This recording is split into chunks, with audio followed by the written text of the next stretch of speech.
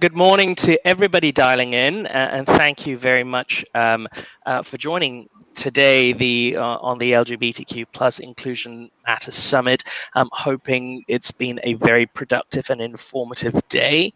And we look set to continue that informative and insightful discussion with the panel that we have on this session. First of all, my name is Suresh Raj. I'm the Global Chief Growth Officer at Virtue, which is a Vice media company, and I'm based in New York. And before I introduce the astounding panelists we have today, just to give you a context of what we'll be discussing, and my apologies, I'm fairly old-fashioned, so I've still got printed paper here talking through the topics, and it's sign of my age.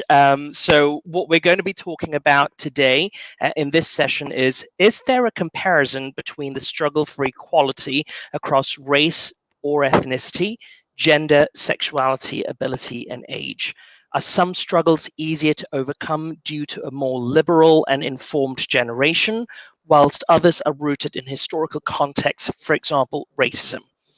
When we consider that there are 5 different generations alive today in both life and the workforce, how does this add to the complication when it comes to the fight for equality, equity, and inclusion in both society and corporate culture? So there are multi-layers to this discussion today, and we are obviously joined by an esteemed panel.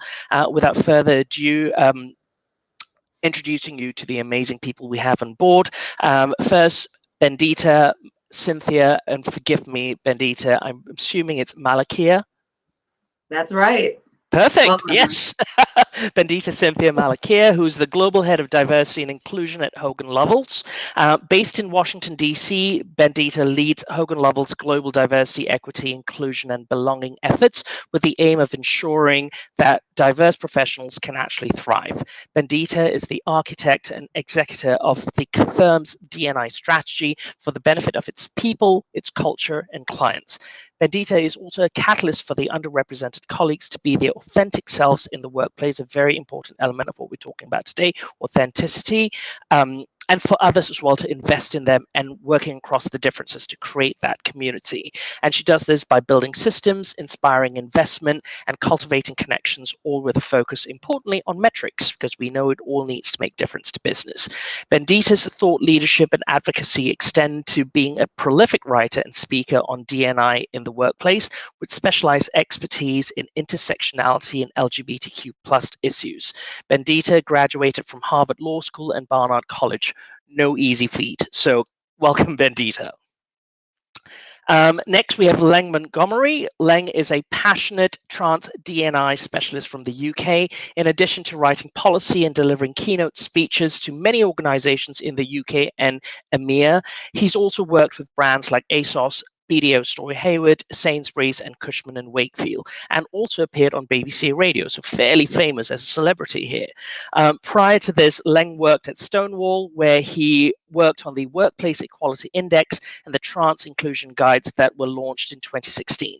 In 2014, he was the first openly trans contestant, and this is amazing, BBC MasterChef, and for 2 years running, from 2014 to 2015, was listed on the Independence Rainbow list in Ones to Watch category. He's also one of the recipients of the Top 10 2018 LGBTQ Awards Corporate Rising Star category and a TEDx London speaker. So welcome, Leng. And last but not least, Jeffrey Williams, who's Global Head of Diversity, Equity and Inclusion for Dr. Martens. Prior to Dr. Martens, Jeffrey spent over 11 years at Thomson Reuters, most recently as its Global Head of DE&I. At Dr. Martens, Jeffrey is in charge of shaping the approach to inclusion and diversity, as well as leading the cross-business strategy that utilizes inclusion and diversity as a value-adding model to businesses. Again, we go back to the point of metrics and how diversity needs to make a difference to business. As a thought leader, Jeffrey nurtures the conversation that builds insight and global capacity for both inclusion and diversity and corporate responsibility. Of particular note, Jeffrey creatively supports a commercialized approach based on global data to ensure inclusion and diversity strategies achieve ROI and improves culture and the overall business model. So as you can see, a formidable cast that we have today, and without further ado, I will jump into the first conversation. And for the benefit of everyone, Bendita, Leng, Jeffrey, and myself connected briefly last month to just explore the kind of conversations we wanted to have today. And there was a term that was brought up that was super interesting, and it sort of sparked where we went with the idea.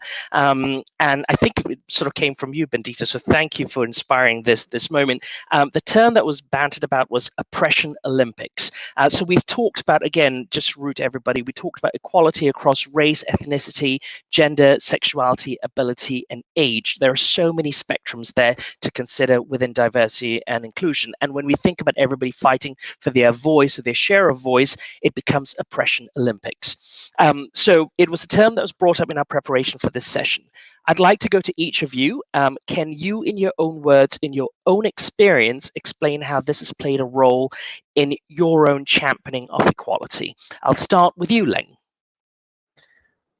I was thinking who's going to be first. No, I absolutely love this conversation. And obviously with my background with food, I also look at the oppression Olympics as cake as well. And that's the fact that if we're building in equity and models like that into things, lots of people say, oh, this is being taken away. And I think, well, if we think about cake, it's not like slices of cake being taken away. By being more inclusive, we're making a showstopper. So you're adding more to that and you're making something that looks a bit nicer than just a few stagnant crumbs at the end of it. But I think really in terms of oppression Olympics or how that comes into stuff, I think it's so important to look at things with an intersectional lens, particularly because things do impact people slightly differently and it's not just job done. So for example, in personal experience, I have struggled with sometimes, obviously, you know, transitioning 12 years ago now, you know, and obviously I'm very aware of the male privileges that I carry. However, for trans men, it is a little bit different in certain ways. So just, you know, just by having a beard doesn't give me instant privilege in certain situations. So again, that can be quite a difficult conversation. And obviously patriarchy harms all of us, but also if you started off life socialized in a female identity, well, obviously there are certain things that you carry with you in terms of baggage. So again, just on face value and taking this approach of saying, well, you're a man and you're privileged, and also I'm mixed race, but I don't look anything like my ethnic background either. So, you know, so yes, if anything, I just feel, even though I'm the most authentic person you'll ever meet, I feel that what you see isn't what you get. And obviously it's not just about me, there are lots of other people like me as well in those situations. So at work, I think it's so important that we make sure that we keep listening to people and we make sure that we keep adjusting any models that we're doing to build in the correct equity or the right situations so that we can keep conversations moving, but also allowing people to feel a sense of belonging, because I think that's something that's very difficult in some situations, because if we just sort of think, oh, well, I'm privileged, so I'm not going to do anything. Well, that's not really the way forward with this. And it's about how we sort of unite and use that. At the same point as well, there are other people from certain communities as well that, you know, they're aware that they don't face the same equality or the same equity as everyone else, but they don't want to be looked at as the underprivileged all the time either, because that's not very empowering. Like, for example, I hate it when people tell me that I'm brave. You know, I'm just like, I'm just being me, you know what I mean? It's like, and I think it's a nice compliment. So don't get me wrong, like people being nice to me, I'm not dissing that for one way, you know, 1 second here. But at the same time, I just think, well, just because I'm trans doesn't mean I'm brave. I'm just me. So therefore, can you just respect me as you would someone else, you know? And that's sort of just in the way that I will respect people in other ways. But in a workplace, it is quite tricky sometimes. So I think it's about how we make sure that we are just constantly being hyper vigilant, hyper alert, and we're making sure that everyone has a space and they feel that they're being heard and seen. That's a very good point, particularly on the listening bit and the rather than being sorry, being empowering in what they say in terms of the language. Jeffrey, can I turn to you for your point of view? Can you do me a favor? Can you repeat the question again? Yeah, sure. The Oppression Olympics, a term that was brought up in our preparation for the session. Can you, in your words and in your experience, explain how this has played a role in your own championing of equality? Yeah, sure. So I think it comes down to the fact that we as humans are a multitude of layers. And a lot of the time when we look at the conversation of diversity, equity, and inclusion, it's very much stranded. So it's like, you know, today we're talking about the Black people, or we're talking about gender. And within that, especially within the gender conversation, sometimes we are talking about a specific type of woman. And for me, it's that piece of then encouraging everyone to kind of look at those layers and say, actually, what are we doing for our women of color? What are we doing for our women that might be living with disabilities? And how does that show up in our organization? And how do we create opportunities that we're actually looking at every type of woman that works in our organization? Because a lot of the time we kind of do something for one that works for one, which is predominantly the majority representation within an organization, and it's always that piece of trying to drag everybody down into the layers beneath that. And I think it's also that piece of, oh, see me, hear me, and those that scream the loudest within an organization sometimes are the ones that get the traction and the movement from the senior leaders. So then that becomes the constant fight as well, because we look at our data, we see that, you know, X community has actually given us unfavorable scores in our employee engagement survey. However, we do nothing about it because none of them are actually physically knocking on our doors saying, we need you to change this. So I think it's those moments are the things that I guess I see. And then personally, I think to link to it as well, like as a gay man, people say to me, oh, you're so brave for coming out and living your identity as a Black gay man. You know, your community is not welcoming. Well, in reality, that's just my life. I've had to walk in my truth and in my reality and get to the point of being comfortable being me. And I think that's always the important part of this conversation as well, is that for all of us, it's finding that layer of our identity that we're comfortable with sharing and being a part of, and bringing that to light in a way that educates others, but also keeps us psychologically safe.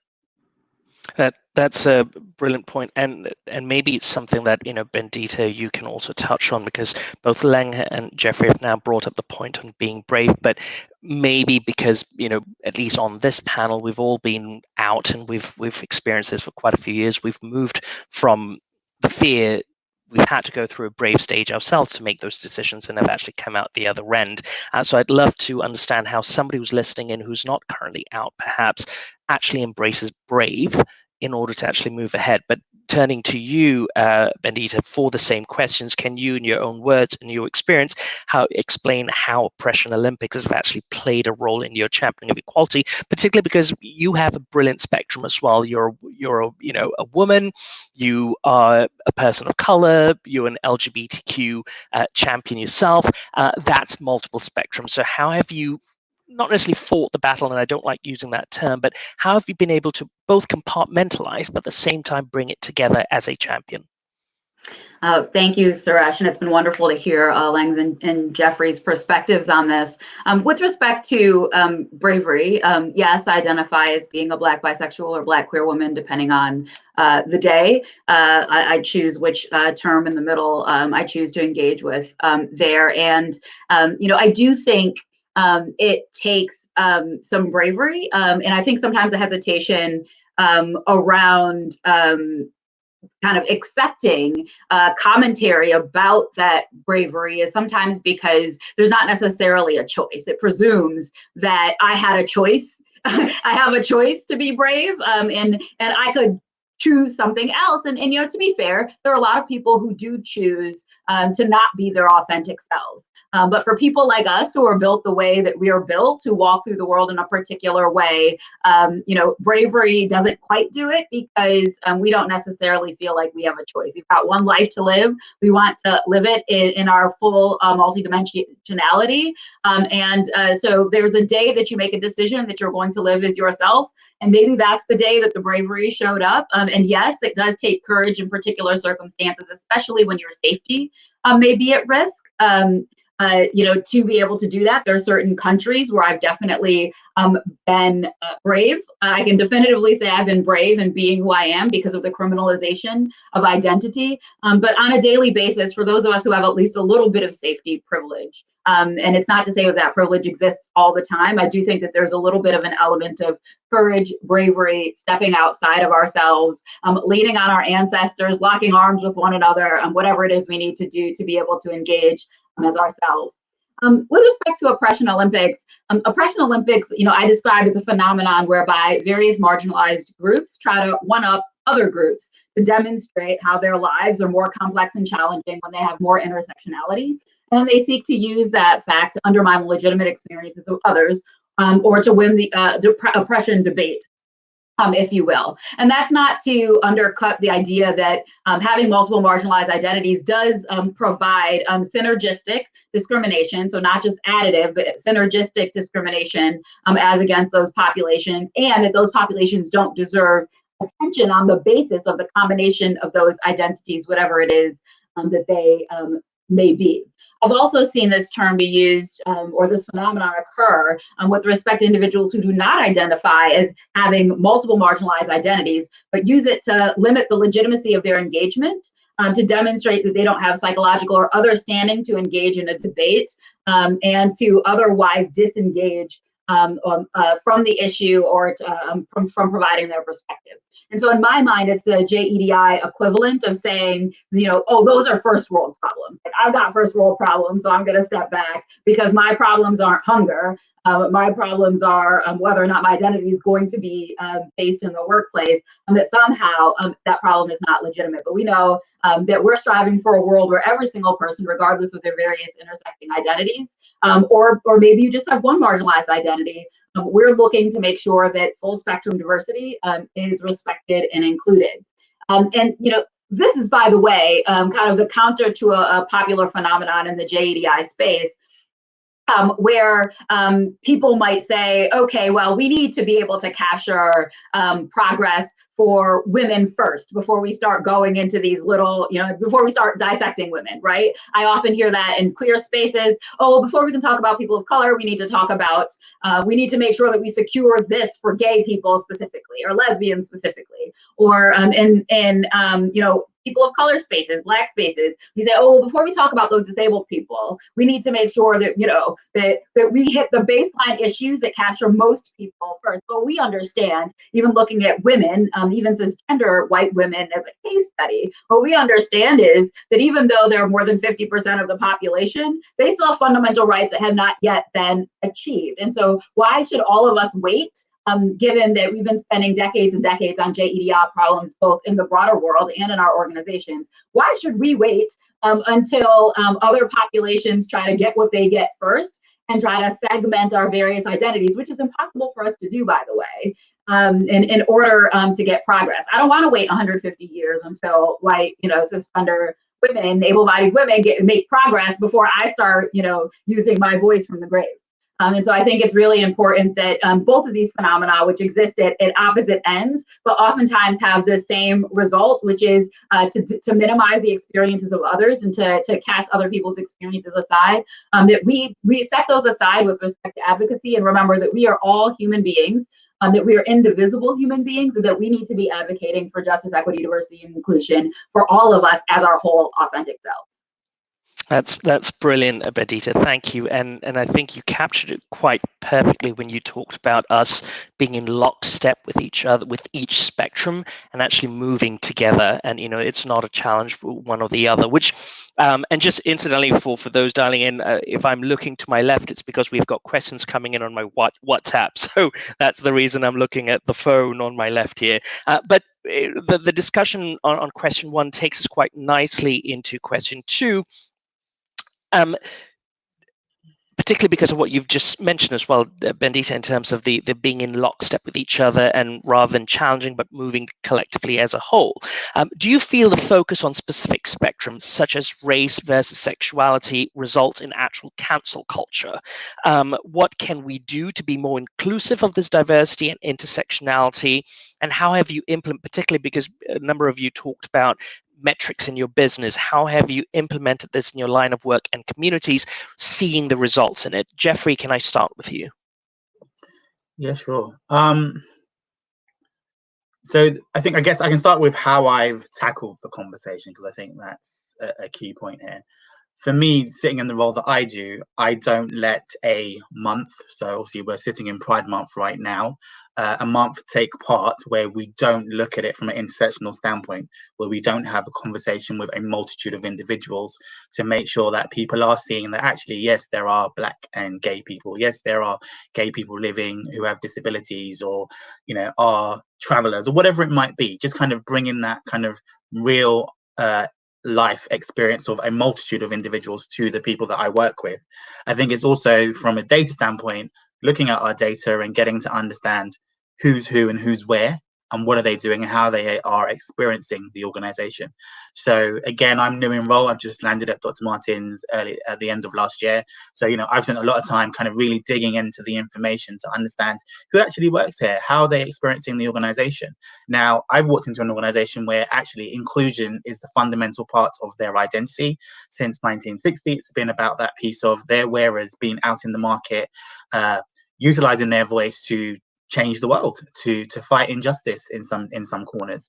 So it's kind of like, you know, fundamentally everyone's like, no, we're inclusive. But then it's that piece of kind of going under the layers and saying, actually, we have a style, and there is a, you know, certain type of individual that we include in our conversation. And it's not necessarily about race or anything like that. It's actually a personality type.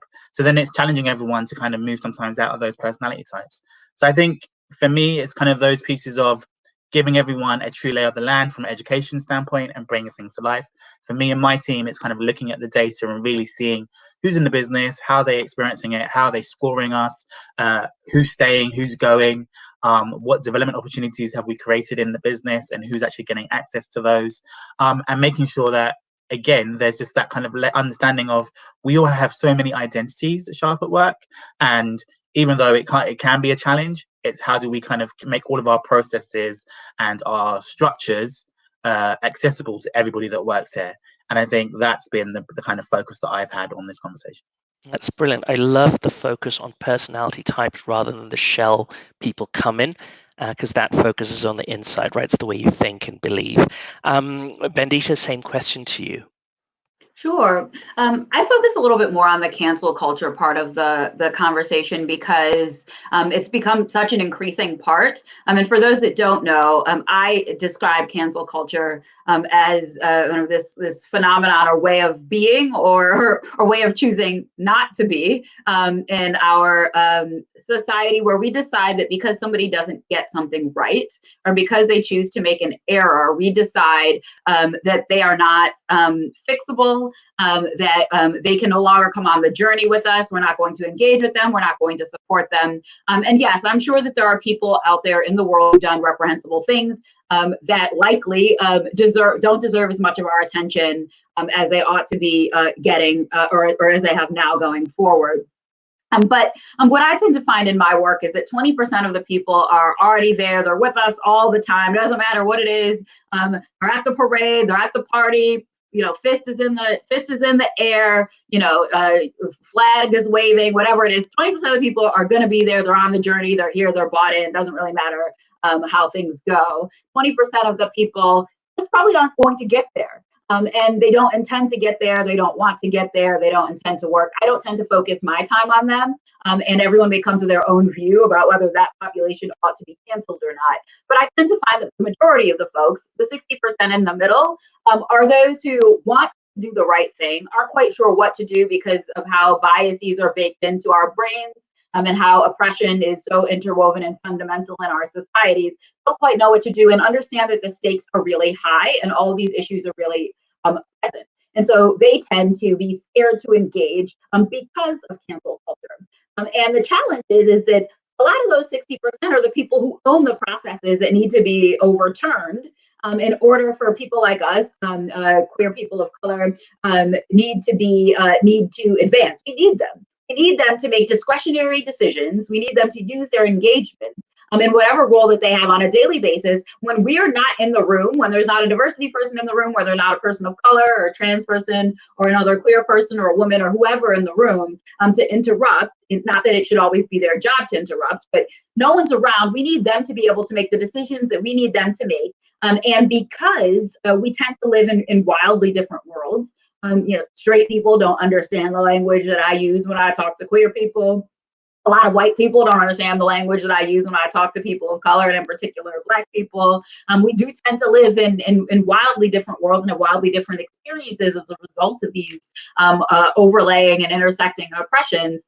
We can't expect people to get it right. These are not people that walk our walks on a daily basis. You can't expect them to get it right every single day. What we can expect them to do is to try, and we want them to try. And while I don't agree with safety, because I tend to feel like the only people who expect safety are those who have an incredible amount of privilege, I don't tend to find that people who have multiple marginalized identities expect safety in that same way. They understand that the world isn't safe for them. So what I expect people to do is to engage in brave space rather than safe space. But we do need to make sure that people aren't going to be, cut off for making small mistakes, for using the wrong language, especially when the goal is to try. Now, I do expect those people to acknowledge their impact and not just to be expected to be forgiven for their good intentions, because we got a whole world of good intentions without great result today. But I do think it's important that we engage with people. Fundamental to cancel culture is, I think, two phenomena: frustration and fragility. Underrepresented people are frustrated because we've been on this fight for a long time in our various societies, and a lot has changed, but a lot also hasn't changed. And the more that bigger societal shifts happen, flag posts, like equality acts and marriage equality and other things happen, people tend to erase in their minds the idea that other, still insidious but quieter forms of oppression that feel very, very, very visceral to underrepresented people still exist. And so the challenge is there's a fragility that exists among certain people who don't have these experiences. And they need to check that privilege. They need to be willing to engage in learning because all of us do indeed need to be in this together. And so if we can start paying attention to those source causes of both frustration and fragility and working hand in hand, hopefully we'll be in a world where we're not just canceling everyone. We'll be in a world where we come from a place of curiosity rather than confrontation, and ask each other the questions that we need to ask to wonder, okay, why are you at the point, or how has the world hurt you to the point where you are now not willing to engage in conversation anymore, to engage with this person? And on the other side, we need to go and say, what is it about you that makes you not want to engage, or what learning do you need to engage in so that you're not having this kind of impact on underrepresented people? That's such an important point, particularly when people don't use their influence or their voice to actually drive the change. And I love the point you talked about, the middle grounders. This is just like politics, right? It's the middle grounders that swing the votes because they're not vocal or they don't make action. But the same question to you, Leng. I'll just repeat the question. Do you feel the focus on specific spectrums, for example, race versus sexuality, results in cancel culture? And what can we do to be more inclusive of this diversity and intersectionality? And how have you implemented this in your work and your community? Well, I definitely feel that Bendita has articulated so many things. I was like, yes, when you were saying like all those points there. But I think really just to add to that, really, it's like, I think what is missing is nuance, really, because we have become so polarized over the last few years that it's either this or that in every conversation. And, the fact is, again, coming back to the intersectionality point, if we're going to talk about women, there are lots of different types of women, for example. So we're not just going to focus on one, but we have to. But the one thing I have noticed is that when you are trying to build in equity into workplaces, one thing that I have found really, and I found this in the last few jobs I've had, if I have made a focus on, let's say, an underrepresented group, the amount of noise I've suddenly heard from all those people that are suddenly very quiet about everything, because it's a bit like, oh, what about my cake, basically? It's like, what about this group? Or I actually, in one organization, I actually did have someone say, well, this will upset the senior white men in the organization. And I nearly fell out of my chair, at that moment, because I just thought, well, because we're actually trying to address the balances, or we're trying to put in some balance when there's massive disbalance here, and we're saying that status quo is okay. And I think the other problem as well that we're having at the moment, which I think can harm diversity, which maybe is contributing not so much to a cancel culture, but this is just another observation I've made, is that I think that with all this change and chaos that we've had in the world, particularly over the last 2 years, and also politically, globally, things are very precarious at the moment, to put it lightly. What I've noticed is that it's a bit like when companies are undergoing restructures, actually, the same behaviors are popping out in people again. And this is going to sound very offensive, what I'm about to say, but sometimes when there's a restructure happening, I've noticed that people go back to their sort of dinosaur diversity settings. So phrases like, we need a safe pair of hands, start coming out. And usually what they mean by that is, rather than embracing a more inclusive leader or a more inclusive way of working and things like that, that some organizations or some individuals, they sort of go back to what they feel is more familiar or more comforting, it seems. So therefore it's maybe things that aren't that inclusive, or we're embracing those kind of models. And I've definitely noticed that happening politically, but I've definitely noticed that whenever a company is undergoing restructure. And I've always found it quite fascinating to observe, you know, because obviously at that time, I'm always from the DEI space, I'm always like, whoa, hang on, where are the people here? You know, it's like sort of part of me, you know, I'm like, usually there's one of me or a small team of us. We can't necessarily put our arms around everyone in the organization, but we have to think about how we're going to build that in. So really, I think the middle ground is so important to get people talking more, because I think it's, again, this, because I don't want disengagement from either side. And I think, again, to Bendita and Jeffrey's points, you know, you're not going to capture everyone in the organization.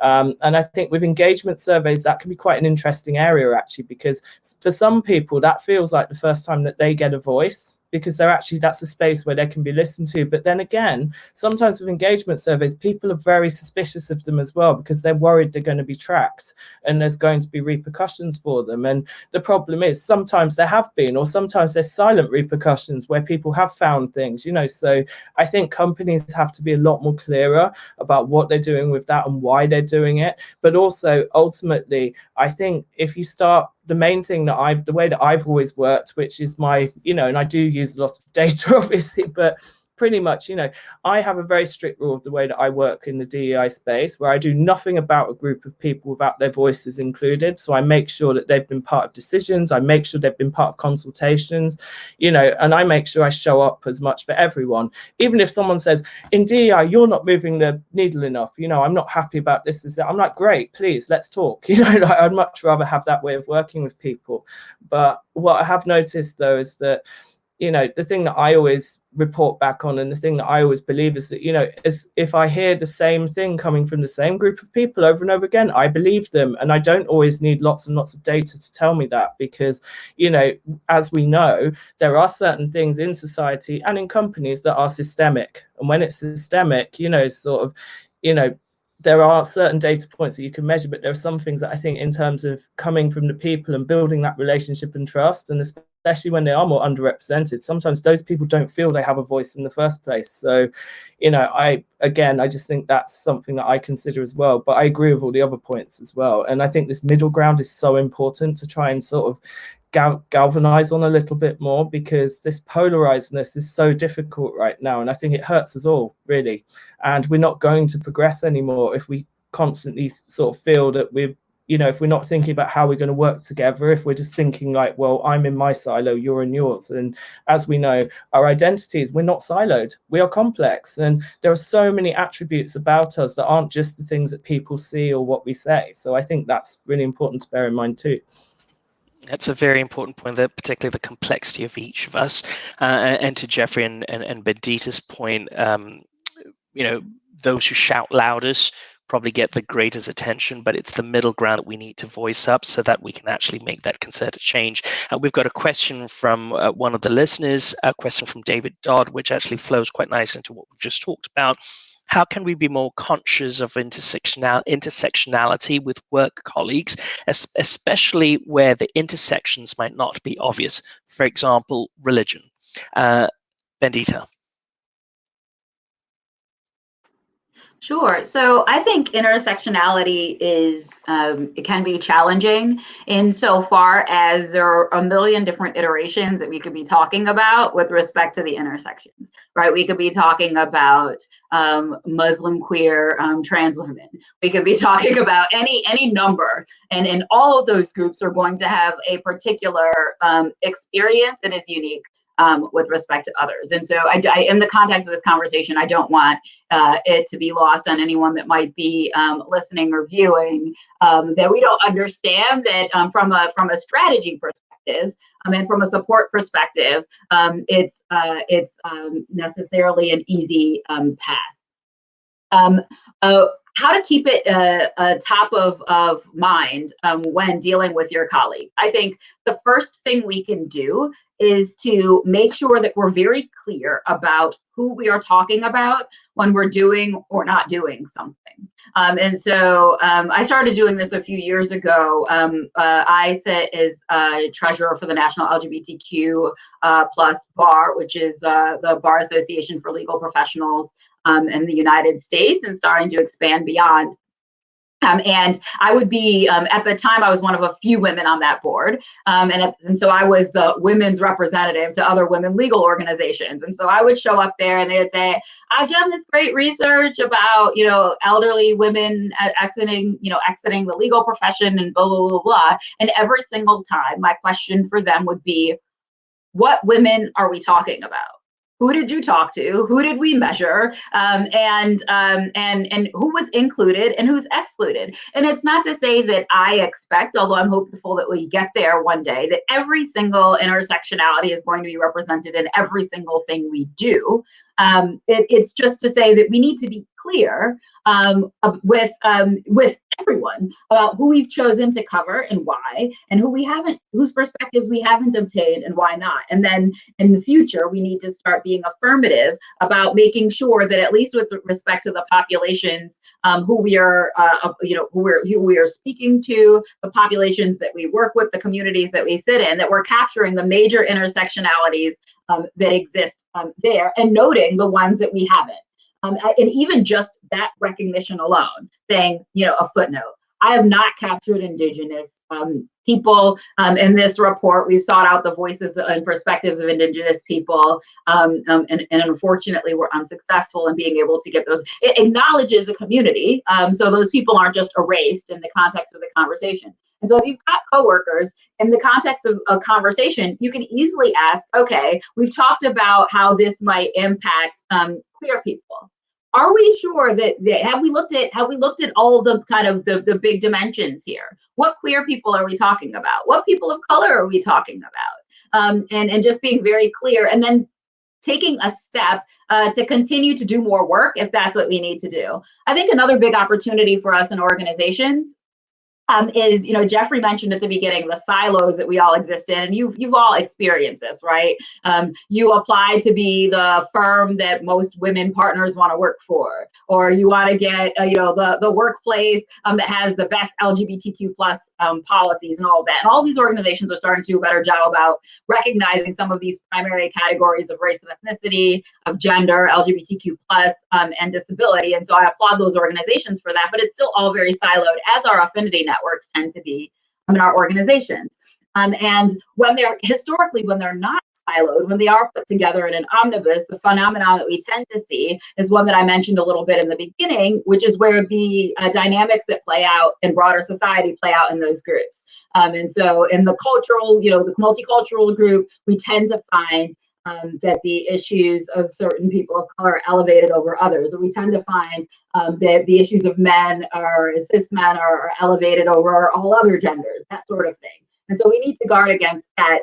And a hybrid solution, as we continue to develop the kind of thought process in this space, might be to have these groups, to have separate groups for these various affinity identities, but to understand that to advocate effectively, we may need power across these groups. So have affinity groups where we can engage, get that cultural support, X, Y, and Z. We also need strike teams, task forces, working groups, whatever you want to call them, that say, okay, if LGBTQ plus people and religious minorities both have issues with immigration, the immigration task force and Latinos have issues with immigration, right? Those groups can come together in a task force to deal with issues about immigration in the context of your organization, right? Like it's coming together to be able to advocate in that way. And then, when you have little groups, like in my organization, for instance, I started little ad hoc, Black queer people group. I understand that the organization isn't going to be able to have official structures for every single group today. Maybe we'll grow there at some point in the future. But I encourage people in the organization to gather your people and support each other, right? Like everything doesn't have to come from the organization itself. We have the ability as people to come together to gather. Oftentimes, there's a lot that informal groups can do and accomplish that groups sanctioned by the organization may not be able to accomplish. That's a brilliant point. It's literally them locking step again and coming together to actually make change. Leng, your point of view on that question? Sorry. Oh, could you repeat that question, please? Yeah, sure, no problems. How can we be Sorry, more I conscious talk too much. No, it's all I was brilliant. really loving Brilliant. everything. Again, I swear, I'd be, if I wasn't such a geriatric millennial where my lower back is killing me rather than loneliness and things, I'd be like waving pom-poms right now, but I'm a bit like, oh, The question is, how can we be more conscious of intersectionality with work colleagues, especially where the intersections may not be obvious, for example, religion? Right. Okay. Well, in that point, I mean, I have found that by bringing that into the conversation, particularly working with colleague network groups, that's been really, really effective. And it's made people think differently. I mean, in one organization I was in, I did take quite a bold step in that area because I found that none of our networks were really working together at all. And I was a bit like, whoa, this is a bit difficult. So I got a bit strict with budgets. So I made it very clear that if they wanted to sign off for all their events, that they had to have at least one event with another affinity, another network group during the year.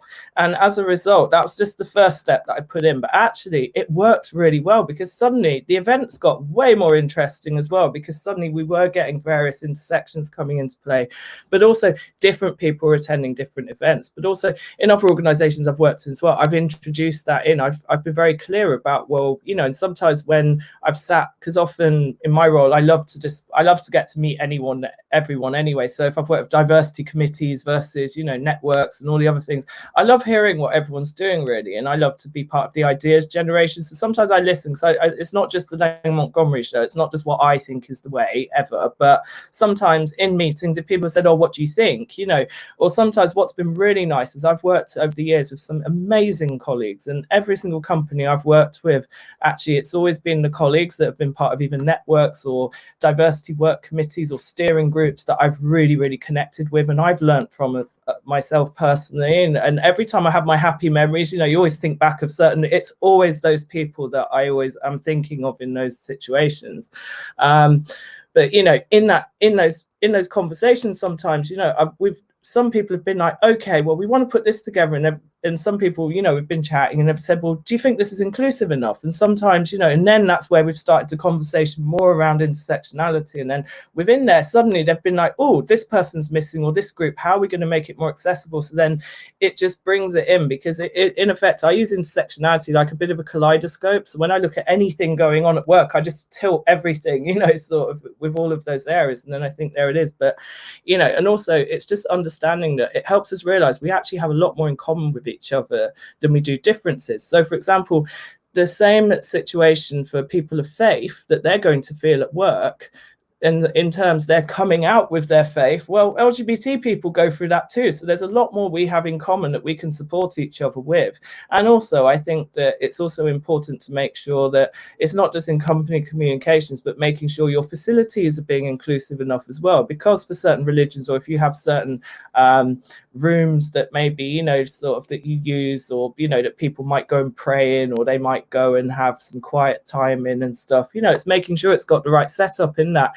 And I think with all the flexible working that a lot of companies say that they have anyway, well, that's a good opportunity to hold them to account on that as well. Because again, it's about how you build those, being yourself at work, and also because practically every company in the world seems to love saying, we want people to bring their whole selves to work, or be yourself, or, all those kind of terms, or, be your best self, or all that kind of stuff. Well, I just take that as a great opportunity. And sometimes, in my position with senior leadership teams, I've held people to account, and also HR on that one as well, where I've said, well, no, this is what we're saying to people. If we're attracting people into the company, this is what we're saying, that we have this flexibility. So this is what it looks like. And and in those situations, I've always made sure on diversity calendars as well, that we made sure that a variety of faiths have been represented, not just based on because of someone who's in the company right now either. I think it's always good to just be unapologetically inclusive, just have it there, because again, people's families, people's friends,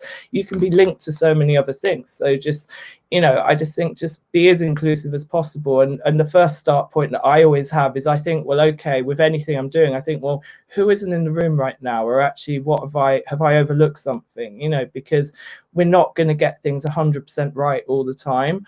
But if our intention is there, and I'm careful with the word intention as well, but, intention in the very conscious and active sense, it's like, well, okay, how can I make sure that there's something else in there? But yeah, that's really what I have to add on that point.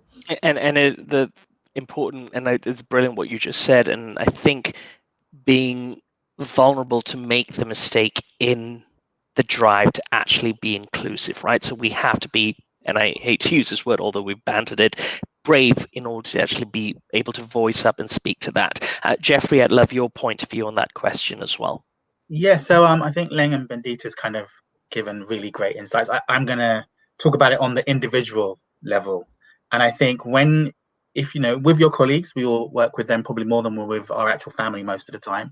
And I think it's about how you nurture those relationships. So if someone does have a religious belief, don't make an assumption that their religious belief is then going to exclude you or look down on your viewpoint of the world.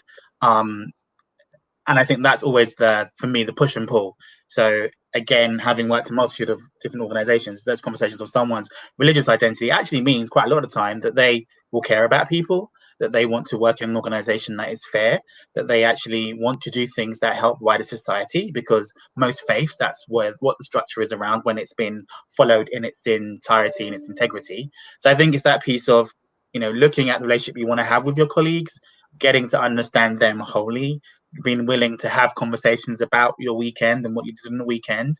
And I think into Benita's conversation and thinking about, you know, the whole cancel culture piece, it doesn't necessarily mean that because someone has faith that they're not going to agree with the, you know, with your sexuality or whatever it might be. That's probably not the case. So I think it's just being authentic with your relationship with your colleagues and leaning into it in that way. Thank you. That's a brilliant insight. I'm going to jump to some questions because I'm also conscious of time. We have about 14 minutes left and some good questions coming in. Leng, a specific question for you. Equity is a new buzzword. Can you explain how we break down the definition of equity and how we make this work? Wow, this is almost like a diversity quiz. It's like bing, you know, it's sort of like, but even though it's pride season, no one's getting a unicorn. It's like, damn. Well, my understanding of equity is particularly, it's like where you've got diversity and inclusion, we're quite familiar with those terms. Equality, obviously, that's about making things equal, but equity means that sometimes it might mean that we are having a particular focus on an underrepresented group, which initially looks like maybe we are having this, you know, they'll be like, why is there this special program for such and such, you know, but actually it's because you're building in equity. So therefore, you know, it means that equity helps you address and, you know, rebalance or get towards more equality for others. But it usually means that you're having to work with more underrepresented groups in that situation. And it just means that, as I say, with all good DEI strategies and ways of working anyway, there is no such thing as a one size fits all ever. So you have to be truly bespoke. So really we are all, I think we are in a lot of ways working in a way that does promote equity, but it's just, I think people are saying equity out loud a lot more, because I feel that if your strategy isn't working in a way that incorporates equity, then there's something a bit scarily wrong about it. Or literally, if you look around your organization, everyone will look and sound the same, because that's the only way that you can have a sort of across the board, this is how we're all doing stuff. So that's my kind of interpretation. But if anyone else has better explanation, please feel free to jump in. Bendita, Jeffrey, do you have a point of view? I think what you've just mentioned there, Leng, is actually very much tied, and it's my understanding of it is, Jeffrey, what you talked about, a company attracts a personality type. It's not about the shell, but it's about who they are as individuals. And I think that's where the equity thing plays quite tightly. But if you both have a point of view, I'd love to hear it. Go ahead, Jeffrey. Bendita. Well, so you know, we use lots of words in the diversity space, right? And so I think most of us agree that diversity is about demographics, and a lot of us agree that inclusion is about both belonging and making sure that we capture the benefits of that diversity, both for our organizations, but more importantly for the people who are there, making sure their perspectives are taken into account, and that we're structuring with them in mind. justice is kind of the broadest category, and I'm not sure that many corporates have gotten there yet, but a justice perspective is basically about saying, okay, the structures we have are not sufficient and weren't created with underrepresented people in mind. So unlike diversity, inclusion, and equity strategy, we may need to just tear that system down and start over. And so in the legal space, it might be asking, is the partnership model the most equitable model that we could have in order to support all people in the practice of law? Partnership isn't really going anywhere anytime soon from my perspective, but equity is somewhere is kind of where most organizations, in my perspective, should strive to be. And it's a little bit controversial because what it asks you to do is to make investments in certain groups of people, in particular underrepresented people, in order to get an equal or fair result. Oftentimes what we like to do is look at equality, which is to basically place an equal solution or an equal initiative on top of an inequitable system, which is just going to continue to perpetuate inequality. And so equity asks us to think about, are there people who are showing up that may need scholarships? Certain groups that may need scholarships or stipends or in order to intern in our organization. Are there certain groups of people that may need, to have specific sponsors, from the executive committee or from the C-suite in order to succeed in this organization? Are there certain people that need to be cared for in a high potential program and cultivated in a high potential program in order to be successful in our organization? It's a fundamental recognition that our organizations were built inequitably, not because people were necessarily, in all cases, trying to be bad people, but because that's where society was at that particular time, and underrepresented people just weren't top of mind. And so it's our way of continuing to wrestle within the system to try to figure out how do we get what is truly the fair result that all of us seem to want. That's and I'm going to twist the question slightly, Jeffrey, for you, because Bandita brings up a very important point. The historical context has resulted in inequity. So how do we address that? I would say to everyone that the world of work was designed for Don Draper, but Don Draper is a fictional character and doesn't actually work in our organizations. So I think to Bandita's point, we're at this point now where we either decide that we're going to tear things down and restructure work for the way that we as humans that are now working in our organizations need to work. I think COVID has, to bring up that word, has elevated some of this work in the sense of now that we are truly talking about working flexibly, and people have demonstrated over the last year that they can work at home or be at home and still deliver on their day jobs. Yes, there was a lot of challenges within that, but I think that's part of what we're seeing. I also think it's really having those uncomfortable conversations about the structures that we have in our organization and why is, like earlier on I mentioned some stuff around talent acquisition. So what does it mean to hire? And a lot of the time we talk about we just want to hire the best person for the job. So can you define what the best person for the job looks like to me? Because generally they're thinking of a certain type of individual. So I think it's finding those moments to challenge people's preconceived assumptions. It's putting in place the things that kind of give that level playing field. So to Leng and Bandita's points, whether it's scholarships, whether it's access during the summertime to students, creating those moments where people then come in and get to understand what your organization does and how they can be a part of it. But then also truly thinking about what you need for the current, because we do look at some very Victorian times, hard times type models of how we structure our businesses. So I think we're at that point of how do we change all of that, and how do we truly talk about the world of work for the present and for the future? That's brilliant insight. Thank you, Jeffrey. Question from Lisa, and it's for Bandita, but I'd love to hear Leng and Jeffrey, your points of view as well. Bandita mentions setting up a Black and Queer ERG group, assuming it's additional to a BAME group. Is this a group intercrossing with LGBTQ and BAME groups? Sure. So in particular, my Black LGBTQ plus group is an offhand group that I created that really just brings people together every couple of weeks to strategize around our problems. It's not a formal ERG as designated. We've got 30 other diversity and inclusion networks in the US and over 30 in the rest of the globe. So we have more than enough official networks. This is a kind of an individual network. And as we continue to think about how we support intersectionality, we'll have to wrestle with, what should these groups look like and what should they do? And my recommendation really is, for the kind of major identities that are likely to exist in the workplace, let's have affinity groups for them. Let's allow people the opportunity to create their own ad hoc groups and support people in that, especially where the intersections exist. But from a formal advocacy perspective, we need to be making sure that we're in constant conversation about where we have similarities. What are the issues that are common? Issues that are common may be work allocation. We've set up in various parts around the world a work allocation system to ensure that underrepresented people get the amount and the quality of work that they deserve.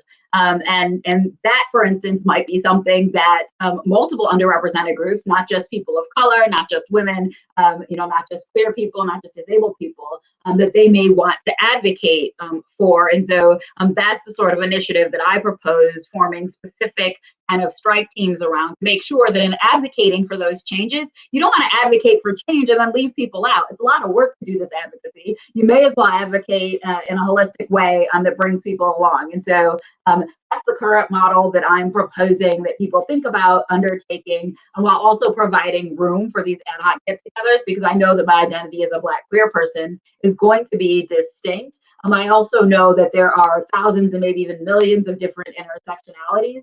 So offering people opportunities to connect on their own and provide them some support in that is also helpful. That's brilliant. And actually, I'm going to twist the question slightly, and I'd love your points of view, Leng and Jeffrey. So, Bendita, you perfectly put it in terms of ERGs advocating, the advocating of ERGs holistically. How do ERGs do that successfully, Leng and Jeffrey? Because they all have their own passion points, they have their own needs. Yeah. At the same time, there's a holistic approach to creating the perfect personality in your business. So how do you do that? I think there's a piece of Leng, are you okay for me to talk? No, go ahead. I think there's a piece of for us as the D&I professionals leading this work, helping those networks get to think about intersectionality. So I think Leng raised this point, and something that I did in one of my previous organizations was I encouraged them to partner together to make sure that, if I was going to fund something, that they had diverse speakers on the panel, that they were thinking about the experiences of everyone and not just those that they felt closest to within the moment of them planning these activities.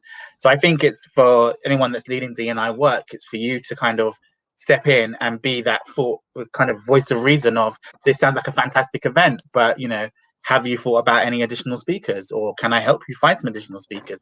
And you being that conduit to access. I think to Bendita's point around how different people's communities show up, sometimes especially within the LGBT space, people of color need that space to be able to have those conversations, because the experience is drastically different, because you're not always seen as gay or bisexual or as trans. Initially you're seen as your race, so you have a different conversations. I think it's kind of creating those communities as well to have those intersectional conversations is what she's talking about. But yeah, that's my viewpoint. I'll stop talking. I think we've got a short amount of time. Leng. Yeah, I think quickly to add, building in that is really, really important. But also what I do is I also massively encourage, which encourages the intersectionality as well, I've found, is that I really, really question strongly with all network groups, who are they showing allyship to right now, and the encouragement of showing each other, being allies to each other as much as possible. Because especially if I've heard it from many LGBT networks, actually they've been the guilty offender in this one, but I hear that we've got no allies. And sometimes I've said, well, where were you when it was International Women's Day? Where were you when it was Black History Month? Actually, I didn't see any hide nor hair. And I said, you know, and then on top of it, I've had to watch that film Pride, I think, so many times in my career. I mean, I worked at Stonewall. It was like, come to our network event, we're playing Pride, and various things Pride. So I've seen that film. But the main thing that stuck in me with that film, apart from minors and all the historical background there for in the UK, was the fact it was all about allyship. So again, I use that as my main thing that I remind people back on. But I think, yeah, just encouraging that as much as possible, I think really, really helps, really push that along. And again, being that conduit, I think is so important, because the main thing is making sure everyone feels heard, but also making sure that they get a bit of challenge too, in terms of how they can be more inclusive, because again, that also reduces the risk of the Oppression Olympics as well. So it just keeps us all inclusive and safe. Perfect. And I like the way you summarized it back to Oppression Olympics, Leng. That literally took us to time. I actually had about 7 other questions here, and we just didn't get a chance to actually go through. Massive thank you, Bendita, Leng, Jeffrey. Thank you from all over the world for sharing your thoughts, your experience, and your passion on the subject. And I hope it inspired all those who listen in. And thank you for the questions that have been coming in. Thank you, and have a lovely day. Thank you. Take care. Thank Thanks. you. Bye.